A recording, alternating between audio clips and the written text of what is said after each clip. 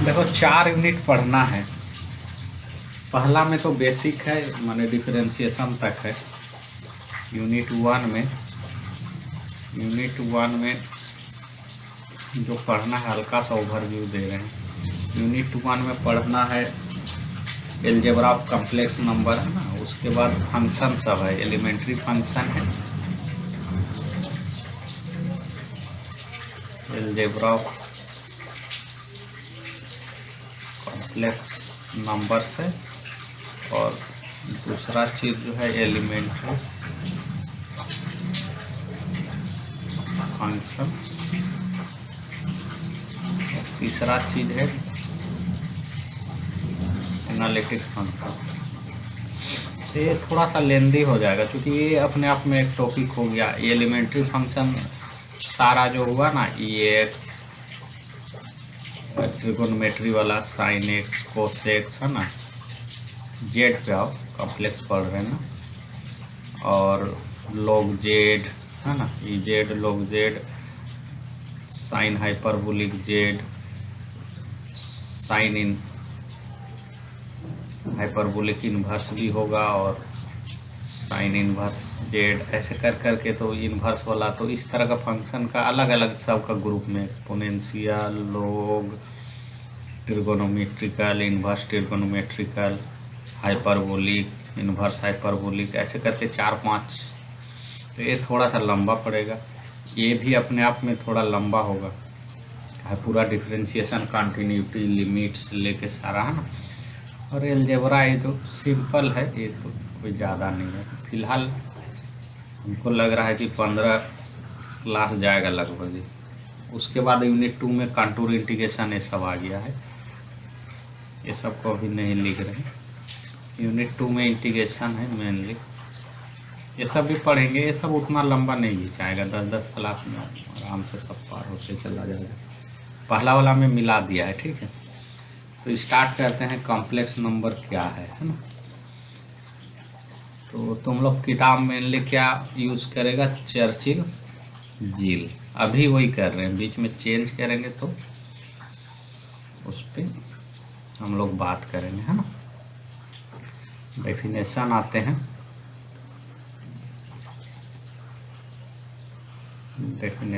हैं, complex number का। तुम लोग देखो 2 तरह से डिफाइन कर सकते हो, या तो z = x + i y वाला, या तो ऑर्डर पेयर में है ना। तो हम यहाँ भी ऑर्डर पेयर में लिख रहे हैं। और तीसरा जो है वो पोलर फॉर्म होता है, वो भी डिफाइन कर सकते हो। ये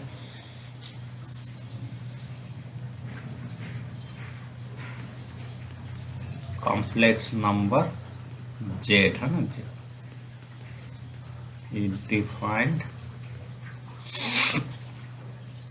defined to be an ordered pair। Ordered pair माने एक्स वाई इस तरह का है ना। ऑर्डर्ड पेयर में डिफाइन करते हैं ordered pair of real numbers, real numbers X and Y, H Z equal to ऐसे लिखेंगे ना, एक्स और वाई, जहाँ क्या होगा, एक्स और वाई क्या होगा, रियल नंबर होगा। That is the set of complex numbers is denoted by, जितना भी कॉम्प्लेक्स नंबर है उसका सेट को सी से डिफाइन करें,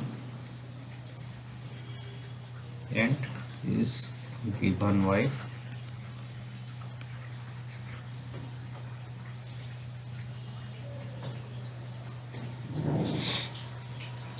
ये हुआ। सी में क्या क्या है, वो जेड सब है, Z equal to ordered pair of X Y है, such that X and Y are real numbers. ठीक है, इतना तो जानता ही होगा तुम लोग, कोई दिक्कत नहीं। देखो ऑर्डर्ड पेयर का मतलब है ना, ऑर्डर्ड पेयर जैसे यहाँ 1 2 है तो ये बराबर नहीं होगा 2 1 का, है ना। ठीक है, जैसे कोऑर्डिनेट वाला सब ग्राफ में पढ़ रहे हैं, ऑर्डर्ड पेयर का यही मतलब है, पहला वाला कोऑर्डिनेट पहला वाला के साथ बराबर होना चाहिए, दूसरा वाला दूसरा वाला के साथ, तभी बराबर होगा। ठीक है, ज़्यादा नहीं जा रहे हैं, बस बता दे रहे हैं। जैसे कॉम्प्लेक्स नंबर में 1 2 तो इसको क्या लिखेगा, जैसे हम लोग 1 + 2i, और इसको लिखना होगा तो क्या लिखेगा 2 + i, है ना। दोनों बराबर नहीं होगा, दोनों बराबर कब होगा, जब पहला कोऑर्डिनेट पहला का बराबर होगा, दूसरा कोऑर्डिनेट दूसरा का बराबर होगा, है ना। जो पहला वाला कोऑर्डिनेट का होगा उसको बोलेगा रियल पार्ट, है ना। दूसरा वाला कोऑर्डिनेट होगा उसको क्या बोलेगा, इमेजिनरी पार्ट, वाई को, है ना। तो यहाँ लिख रहे हैं, थोड़ा याद रखने का जरूरत है तुम लोग को। X is called real part of Z, x को क्या बोलेगा, real part of Z, and is denoted by, इसको कैसे डिनोट करेंगे हम लोग, या तो ऐसे लिखेगा रियल जेड, या तो ऐसे, book to book symbol vary होता है, देख लेना। ऐसे भी यूज कर सकते हैं, या आर जेड थोड़ा कर्सिव टाइप का लिख के। वाई को क्या बोलेगा, वाई इज कॉल्ड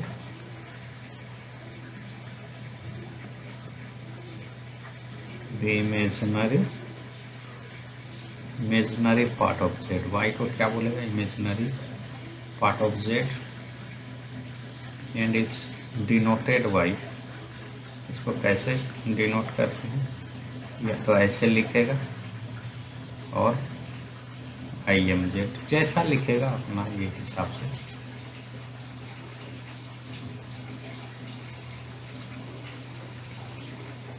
देखो जो इस तरह का नंबर होगा, the numbers of the form 0y means real part क्या है, 0 है, तो उसको क्या बोलेगा, प्योर इमेजिनरी नंबर्स, है ना। इस फॉर्म का जो नंबर होगा आर कॉल्ड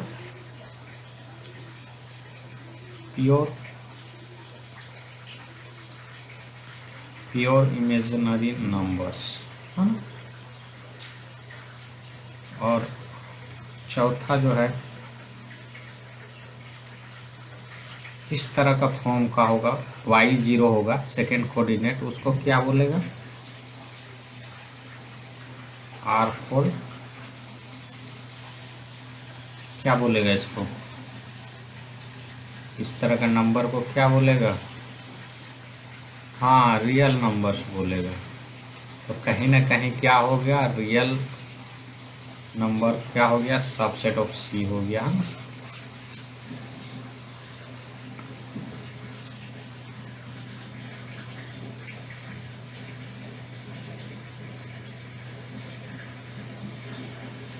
ठीक है, सेट ऑफ रियल नंबर क्या होगा, उसको कैसे आइडेंटिफाई करेंगे, और जो कॉम्प्लेक्स जिसका इमेजिनरी पार्ट है, कॉम्प्लेक्स नंबर का 0 होगा, उसको हम लोग क्या बोलेगा, रियल नंबर बोलेगा ना। आर इज सबसेट ऑफ सी, वो प्रॉपर सबसेट होगा तो बराबर नहीं भी दे सकते हैं।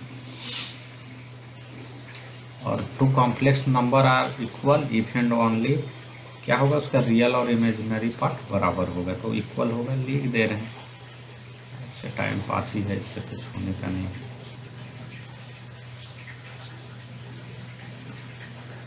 To complex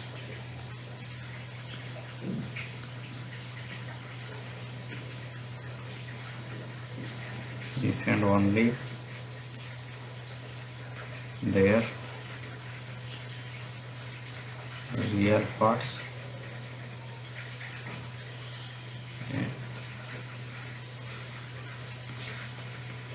are equal and their imaginary parts are equal। ठीक है, इसमें कोई दिक्कत नहीं। देखो एक चीज़ और ध्यान देना, कॉम्प्लेक्स नंबर में क्या होता है ना, ऑर्डर कंप्लीट नहीं होता है ना, माने ऑर्डर प्रॉपर्टी नहीं होता है। कोई दो कॉम्प्लेक्स नंबर लो तो तुम ये नहीं बता सकते हो कि दोनों कौन बड़ा है कौन छोटा है ना। ठीक है, बात समझ में आ रहा है। दो अगर एक Z1 लिए, X1 प्लस I Y1 है,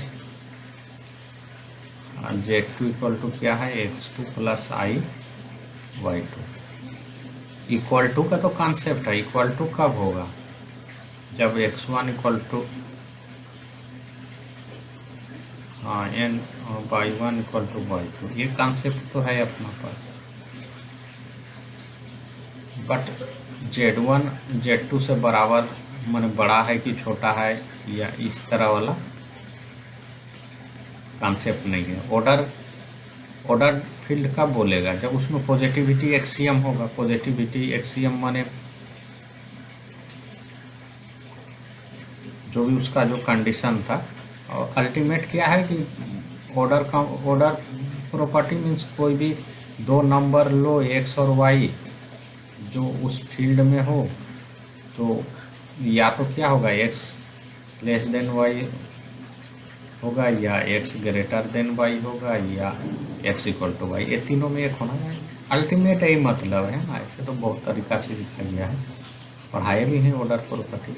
तो दो कॉम्प्लेक्स नंबर में इम्पोर्टेंट बात ये है कि दो कॉम्प्लेक्स नंबर कौन बड़ा है कौन छोटा है वो बोलना डिफिकल्ट है ना, ऑर्डर प्रॉपर्टी नहीं है।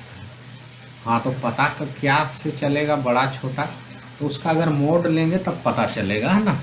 मोड को छोटा बड़ा बोल सकते हैं, बट कॉम्प्लेक्स नंबर छोटा बड़ा का कंसेप्ट नहीं है ना। उसको ध्यान में देगा तुम लोग। अब जो है हम लोग इसको ज्योमेट्रिकली कैसे दिखाते हैं R2 में, उसको भी लिखते हैं।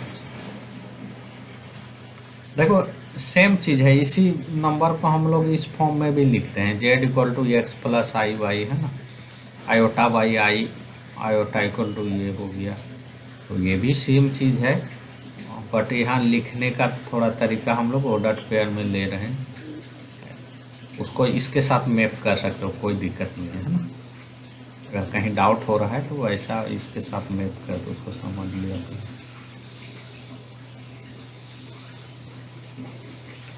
ज्योमेट्रिकल इंटरप्रिटेशन है ना।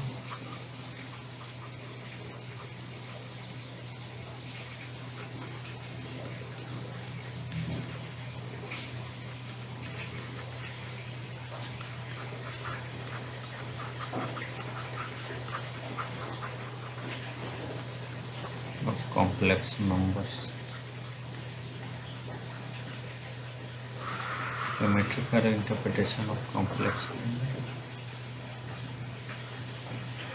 तो देखो C का जो भी है नंबर सब, C means all complex number का सेट है। उसको हम लोग किस में दिखाते हैं, R2 प्लेन में दिखाएंगे, 2 डायमेंशनल प्लेन जो होगा। 2 डायमेंशनल प्लेन में इसको ज्योमेट्रिकली हम लोग दिखाते हैं। और अगर C का मेंबर मेरा एक्स वाई है तो R2 में जैसा दिखाते हैं ना,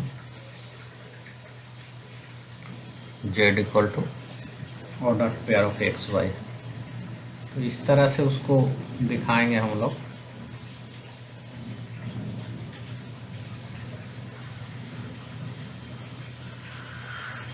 ठीक है, ये क्या होगा, एक्स एक्सिस होगा, ये वाई एक्सिस होगा, ओरिजिन होगा। तो कॉम्प्लेक्स नंबर Z को कैसे दिखाएगा, Z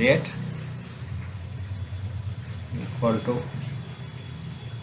ये पॉइंट अगर P है, ये पॉइंट अगर हम लोग का क्या है, P है, तो P पॉइंट अगर कॉम्प्लेक्स नंबर Z को दिखाएगा, Z इक्वल टू क्या है, order pair of X Y, तो क्या होगा जैसा हम लोग दिखाते हैं। इसमें बहुत ज़्यादा दिक्कत नहीं होना चाहिए।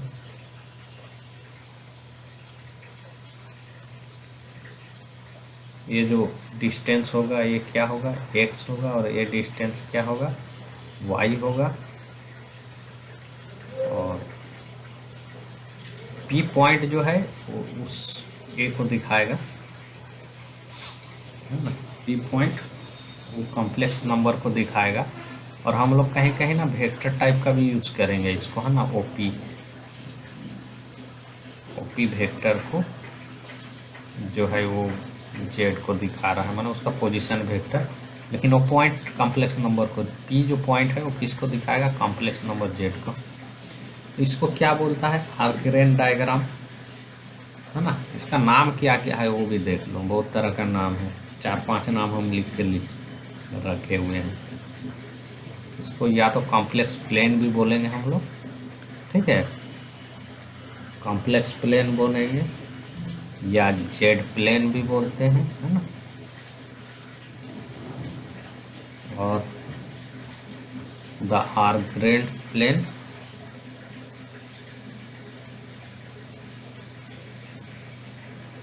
आर्करेन प्लेन और गॉस प्लेन।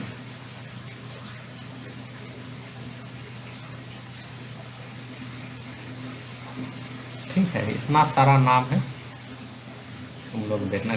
गॉस प्लेन इसलिए बोलता है ना, इसको जो है आयोटा को सबसे पहले शायद गॉसी उसका इन्वेंट किया था, है ना, शायद, देख लेना, उसीलिए गॉस प्लेन बोलता है। गॉस होगा या आइलर होगा, शायद गॉसी था, ठीक है।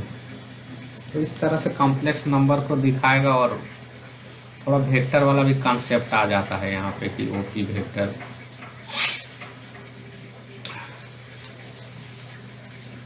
ठीक है, अब एडिशन वगैरह क्या है उसको देख लो।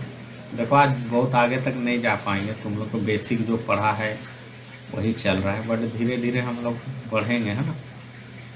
ऐसा नहीं है कि आगे नहीं बढ़ेंगे।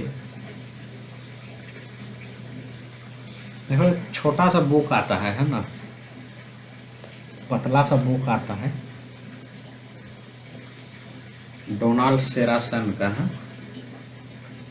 कॉम्प्लेक्स एनालिसिस का, पतला सा बुक है, एकदम पतला सा, 150 पेज का दिख रहा है, पतला सा बुक है, और ये भी अच्छा बुक है। तो एडिशन को कैसे डिफाइन करेंगे हम लोग, है ना, एडिशन ऑपरेशन को कैसे डिफाइन करेंगे, addition of two complex number, एक तरह से डेफिनेशन ही है ये जो अभी हम लिख रहे हैं, मतलब उसको परिभाषित कर रहे हैं। हम लोग क्या करते हैं, आयोटा डाल के उसको जो है गुना भाग करेंगे, I square equal to -1, I square equal to -1 लेके, वही चीज़ है, बस उसको परिभाषित कर रहे हैं। एडिशन ऑपरेशन क्या होगा देख लो, ये सब कोई बहुत जटिल है नहीं, है ना। अगर दो कॉम्प्लेक्स नंबर, एक Z1 है जो क्या है order pair of x1 y1, और दूसरा कॉम्प्लेक्स नंबर Z2 है x2 order pair of x2 y2, तो दो कॉम्प्लेक्स नंबर को जोड़ेंगे कैसे, x1 plus x2 y1 plus y2, addition हो गया। सब्ट्रैक्शन भी उसी तरह से हो जाएगा, है ना।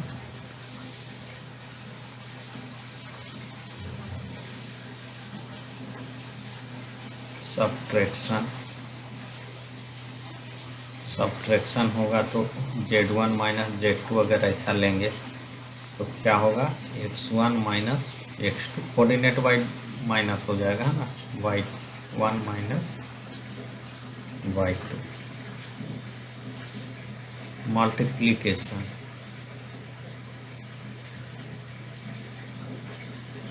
मल्टीप्लीकेशन कैसे होगा, Z1 इंटू Z2, कौन बोलेगा बोलो,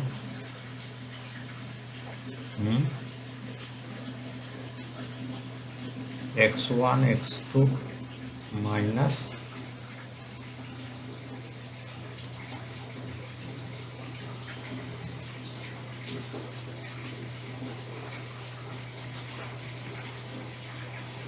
ठीक है, ये y2 है,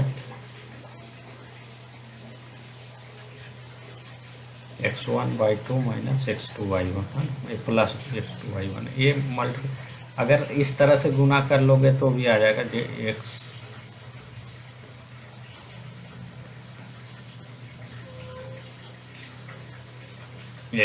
प्लस i/2 इसको भी गुना करोगे तो समझ में आएगा। ये पहला वाला है और इस i इतना प्लस i ये वाला होगा है ना, ये वाला प्लस i ये वाला। तो ठीक है, तो इस तरह से मल्टीप्लिकेशन डिफाइन होगा ऑर्डर्ड पेयर में। कोई दिक्कत नहीं, कोई दिक्कत है नहीं ना। और डिवीजन के थोड़ा सा मॉडिफाई करके लिखे हैं बस, और जो पढ़ा है तुम लोग वही है, बस लिख के थोड़ा डिवीजन कैसे हुआ उसको।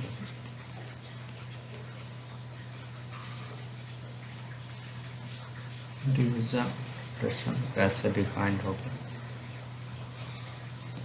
देखो, अगर नॉर्मली तुम लोग भाग दे देगा Z1 Z2 को, तो हमको इधर एक कॉम्प्लेक्स नंबर चाहिए ना, तो हम लोग क्या करेंगे Z1 Z2 को यहाँ Z2 बार से गुना करेंगे, जो तुम लोग जान रहा होगा।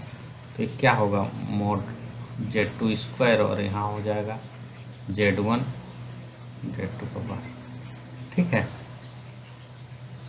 तो इस तरह से जो आएगा वही लिख रहे हैं हम लोग। अगर Z1 equal to x1 y1 है और Z2 equal to x2 y2 है, तो डिवीजन कैसे डिफाइंड होगा।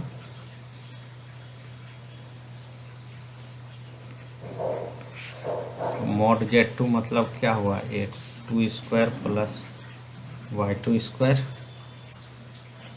और इसको गुना करेंगे Z1 और Z2 बार को, तो क्या आएगा है ना x1 x2 plus y1 y2, ये पहला वाला पेयर का है ना।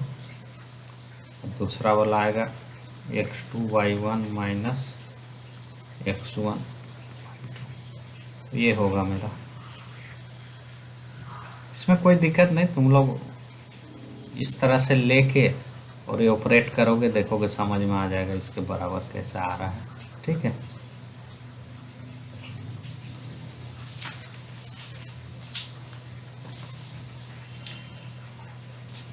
और एक चीज़ थोड़ा सा देखो, हड़बड़ाएगा नहीं, स्लो चलेगा है ना। ऑलमोस्ट 50 क्लास ले लेगा, उससे ज़्यादा भी ले ले।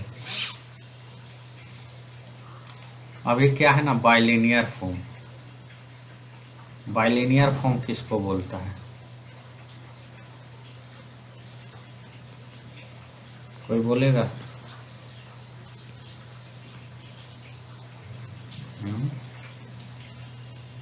x plus I Y notion,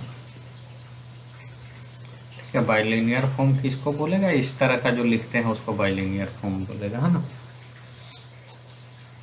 unit को कैसे दिखाएगा, 1 0 को कैसे लिखेगा और 0 1 को कैसे लिखेगा।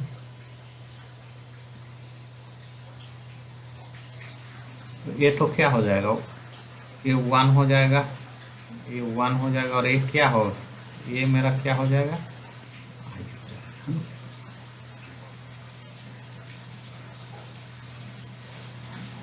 लिख रहे हैं, ठीक है। Let us